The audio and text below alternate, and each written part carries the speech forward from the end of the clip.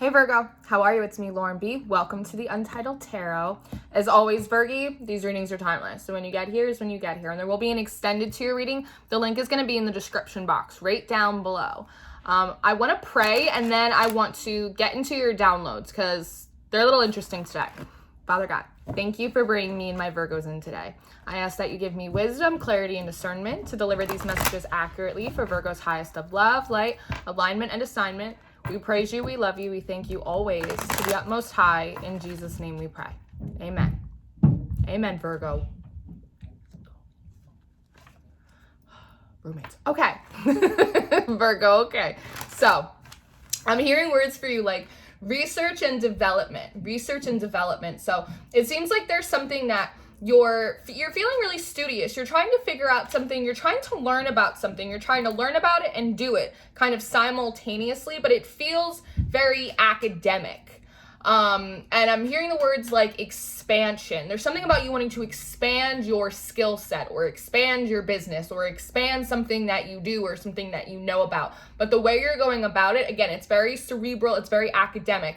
It's trying to gather a lot of research. I literally see like highlighters and pens and notebooks and all of that kind of stuff. And there is this energy of like holistic medicine and herbalism. And it's like I think they're using it as symbolism of like learning things more organically, more naturally, on site. They want you to learn things a little bit more on site, a little more hands-on and less from other people's perspectives. They want you to be able to come up with your own narrative, to have your own hands-on experience. And that's how you're best going to learn and expand your skill set or whatever it is that you're doing right now. I'm going to use the Oracle of Mystical Moments deck for you. On your Shufflemancy, you had that song, Put Your Records On. I know you know that song. Girl, put your records on. And there's a line in there that goes, just go ahead, like, let your hair down. It's like, stop taking it so serious. And I think, if I'm not mistaken, I believe that the last reading I did for you was a little more love related, but it was called Lighten Up. They need you to like lighten up a little bit. Like, don't take it so seriously. You're going to naturally grow and expand into whatever it is that you're doing or you want to be doing. You don't have to, there's like a scarcity mindset. There's like, I'm not prepared. There's like an I'm not prepared energy. And they're like, you're way more prepared than you already think you are. Like, you don't have to, you're doing the most, and like, that's preventing your ability to flow, which is preventing your ability to kind of receive like downloads and inspiration more, again, organically. Now you have this card Lorelei right here. It's card number 31, which breaks down to a 4, and 4s talk a lot about our foundation. There is a bit of a competitive energy coming off of her, and the story behind Lorelei is that she's kind of half girl, half mermaid, right? Half person, half a little bit mystical, and there's this ship that passes her, and she has the rope to the anchor, and at any point she could snap this rope back and this boat could smash against this rock into little bitty pieces, or she could just kind of let them float on by. And it's almost the idea that if you don't go into hyper research and development mode in order to expand, that opportunities might pass you by, that the competition might outrun you, perhaps. And so by somehow being able to get ahead of the pack would symbolically be you kind of smashing this boat against the rocks. But there's a question that comes in for me right now is like, do either really matter? Are either really necessary? Does it matter if people are outrunning you? Does it matter if people are getting ahead of you in some kind of industry or some kind of competition that you feel like you are? Maybe you want to be valedictorian, right? Does that really matter? Or is what is really important your own journey through expanding yourself emotionally, spiritually, intellectually, honing your own gifts and skills and abilities? There's an energy of not comparing yourself too much. And, you know, it's interesting. They're bringing me back to the half human, half mystical thing. There's a sense that you feel out of place right now, Virgo. You feel out of place. Maybe you don't exactly fit in any kind of spiritual community, right? Maybe you don't feel like you really fit in with your coworkers, or you don't fit in with your family or your social group, or maybe you don't really have a social group right now, right? We've all been really kind of isolated, and it's the idea of if I knew more, if I worked harder, if I was better at what I was doing, then people would notice me, and then I'd have a group and a community to fit into, and I wouldn't feel so out of place. I wouldn't feel so in between worlds. And there's something about them allowing you to go through this situation so that way you can feel comfortable living in your own dualities, finding a center point, a net neutrality between your polarities, if that makes any sense, and taking the competitive nature out of it, because she is so big in comparison to this boat. And there is a sense that perhaps in the past you felt like other people were really, really big, and you were very small in comparison to them, and they had the ability to kind of stop you, stomp on you, smash you against the rocks. And now you kind of want to put the shoe on the other foot, and you want to feel bigger than the competition. You want to feel elevated. You want to feel like you have more power. But what's happening is you're just experiencing the duality of what it's like to be on both sides of that situation, to be the little person and to be the big person. But this card, Lorelei, is all about discernment. And again, 31 breaks down to a 4. 4s are about foundation. Where do you want to set your foundation in terms of your center, your morals, your ethics, your kind of code of conduct and behavior? Not only what you're doing, but why you're doing it, and how, more importantly, how you're going about accomplishing your goals and your tasks as well. Again, there is this idea of like, it's not that serious. Like, it doesn't have to be like that if you don't want it to be. It can be if you want to rumble, girl, B.O.B. Like, you can rumble, but it doesn't have to be that way if you don't want it to. And they're bringing me back to the lyric in the song, and one of the lyrics towards the end of the song is, you don't even have to try any longer. Do what you want to, right? There's also the idea of feeling as though you need to prove that like you deserve a seat at the table, whether it's spiritually in a group, whether it's in terms of like your industry and your profession, right? That it's like you have to try. That's part of this competitive energy to prove that you deserve a seat at the table, and you don't. Right? It's like you don't have to try and keep up with these people. You don't have to try and be the smartest one in the room, the most enlightened, you don't have to do that. Right? Just do what you want to. If you want to read tarot, it doesn't matter if everyone around you has 20 years experience. Buy a deck and start doing it. You'll learn on site, right? You can read all the tarot books in the whole entire world that you want to, but they're not going to help you that much until you sit down and you start pulling cards, and you have to take what you learned in the text, but then mix it with your own interpretations and mix it with your own personal life experience and the advice that you're channeling through spirit. If that's one of those kind of situations for you, it's just like an example that wants to come through for you, right? It's like, do what you want to do. If you want to start baking cakes, get some flour and start baking cakes. Like, who's to say that you can't do it? Who's the boss of you? Who's the boss of you, Alyssa Milano? Ain't nobody, right? Now, we have liberty and we have a long way home. 2 in card number 35. 2s talk about balance.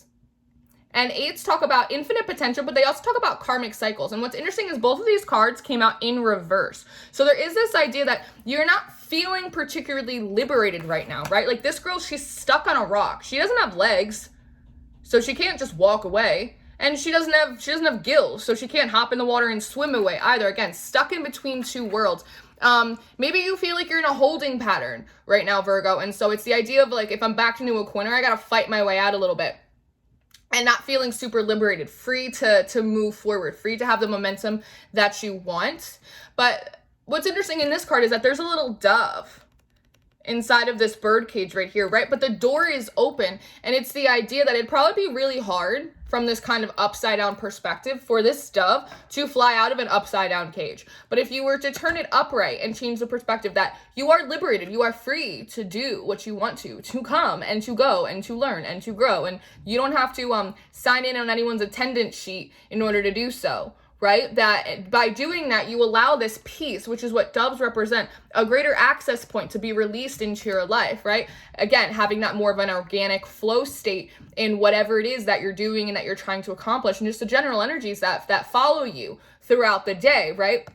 There's a difference between resting and, how do I want to put this? Shannon Yvette uses this example all the time. Rest. They want you to be at a part of peace. It's one of the gifts from God is rest.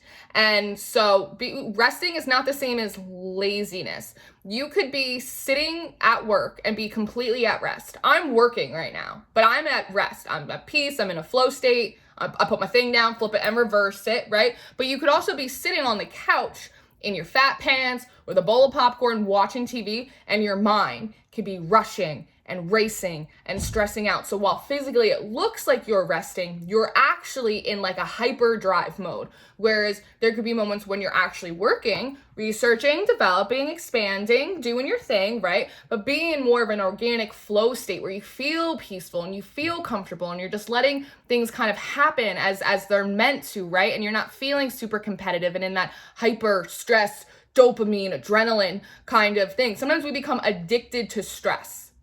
I feel like that's something that someone needed to hear. Sometimes we can become addicted to our stressors.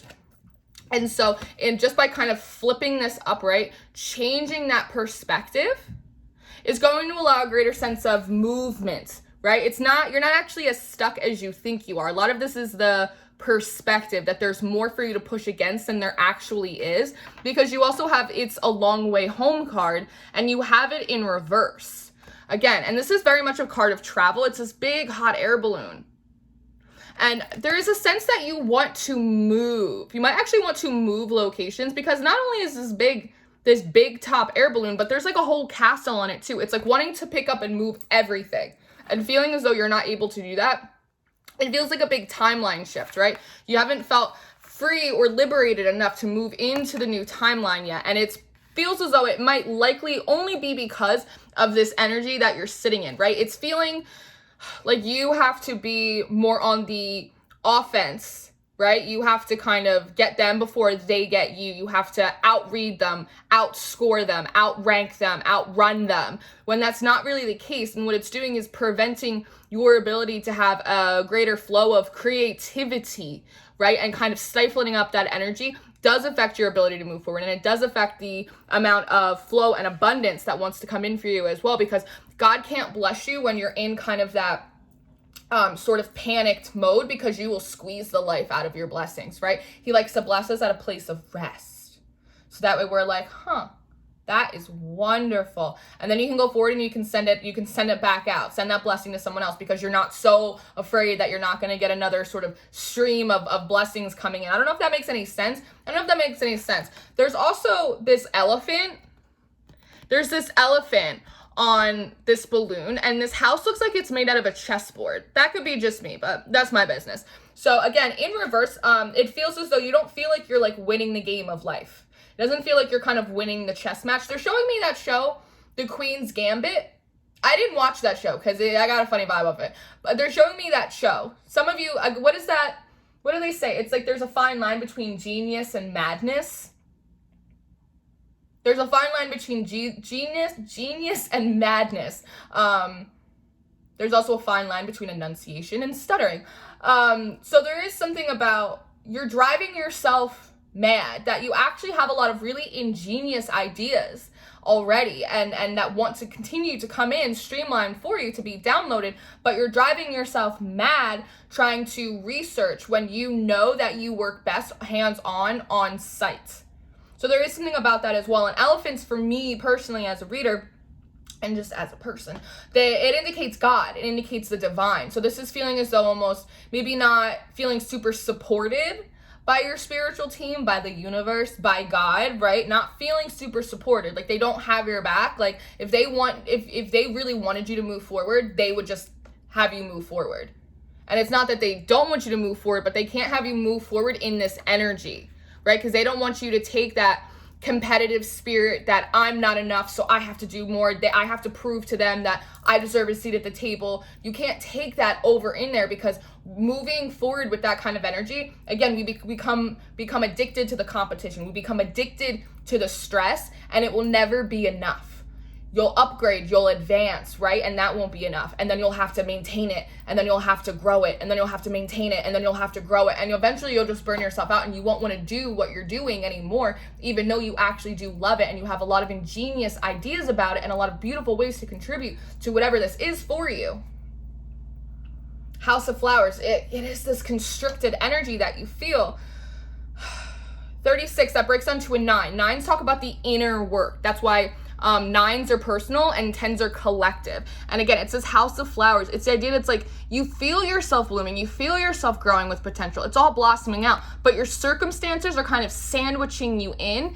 And there's our witnesses right here. So there is a sense of it, almost embarrassment, feeling embarrassed that you're not further ahead by now, that you should have accomplished more, been more of a leader in your community or in your industry or your family, whatever this is for you. And there's a sense of embarrassment. It's like, I just want to break out and blossom, and these people are seeing that I'm being squashed, and this is embarrassing for me, right? Even though, again, you are very, very big and these people are very, very small. And I don't think that ever means in terms of value. I think it means in terms of distance.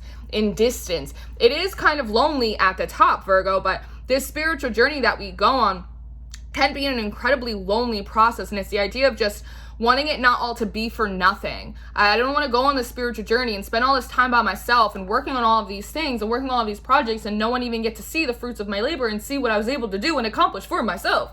And it's like, the angels are like, like, you just need to calm the fuck down. Like, you just need to,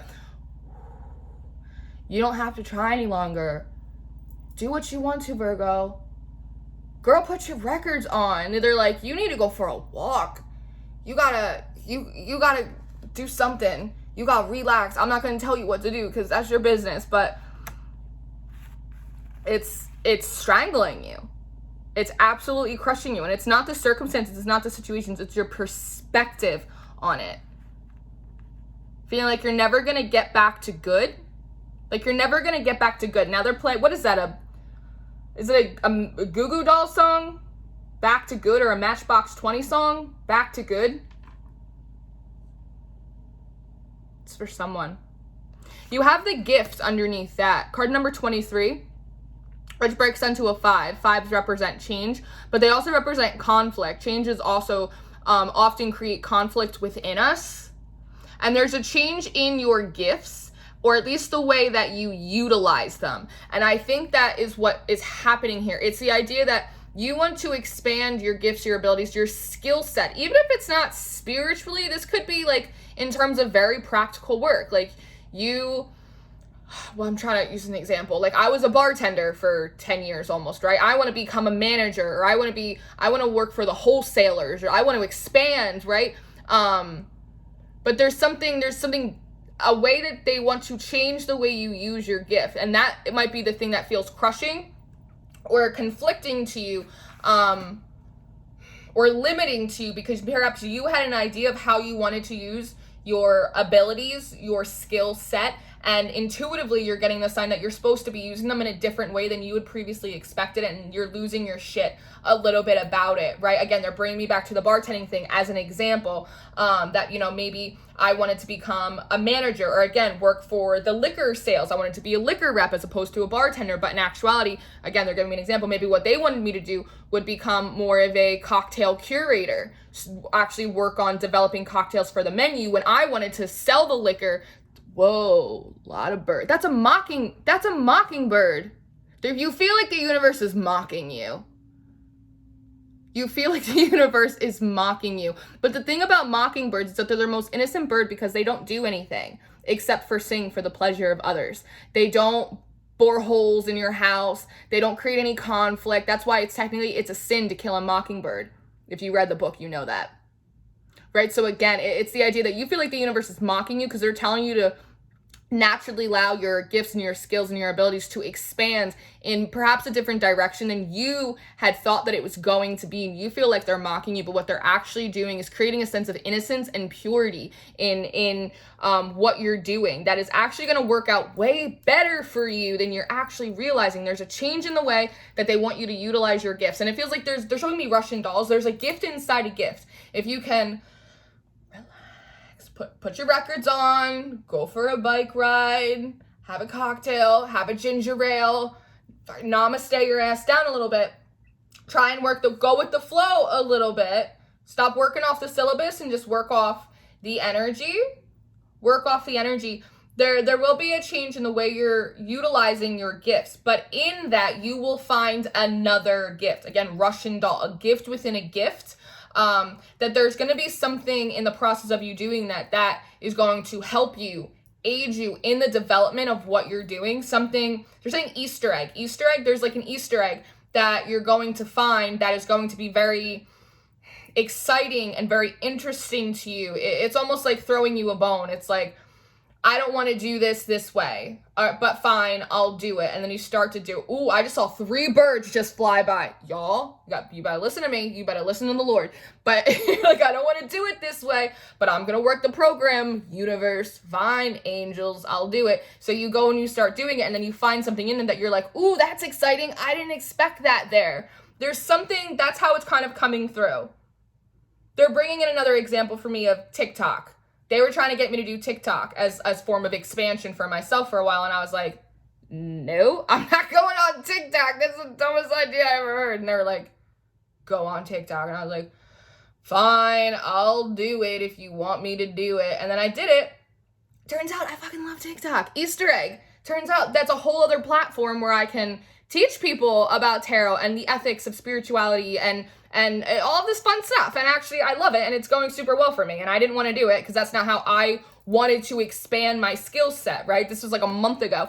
And turned out when I just kind of relaxed, lightened up a little bit, and made the damn TikTok, I'm having a lot of fun, and I'm helping a lot of people over there. So again, these are other examples. I feel like they want you to have worldly examples of this for yourself.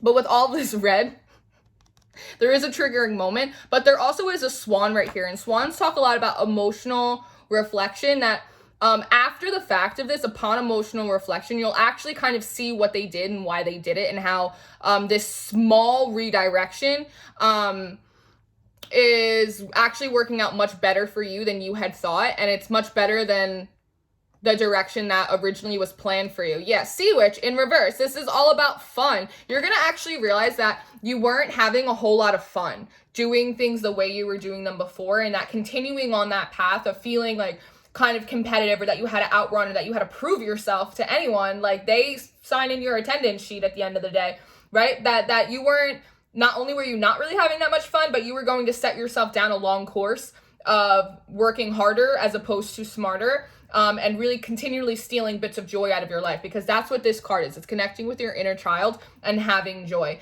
And I think that's part of the revelation that will come in for you after the fact, upon this self-reflection, that this new thing is actually going to be a lot more fun for you, and it's going to allow fresh energy and fresh creative ideas and ingenious inspiration to come in a way that previously it had not been able to. And that is when you're going to be able to also move into more of a flow state, as opposed to feeling a little stranded.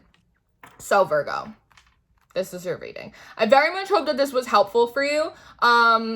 Despite all of my personal anecdotes, I love you guys. You guys always show up for me. My Virgos are so good to me over here at the Honeycomb. I love you endlessly. I'm going to go over on the Patreon, and I'm going to keep pulling cards for you and see where else the story wants to go. So if you are interested in your extended reading or any of the March monthly readings, the link for the Patreon is the top one in the description box. It also has my email for personal readings. March bookings are still open at the moment.